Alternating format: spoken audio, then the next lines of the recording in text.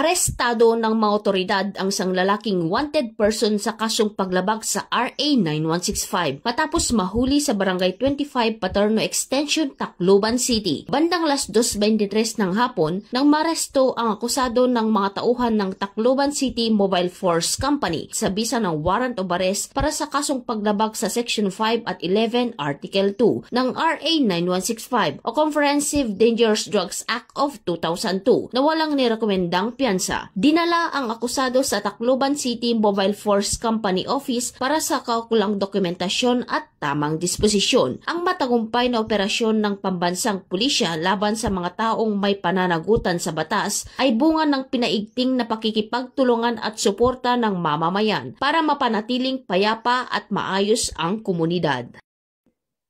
Mula dito sa Eastern Visayas, ako ang inyong PNN correspondent, Patrolwoman Palafox, alagad ng batas, tagataguyod ng Balitang Pulis.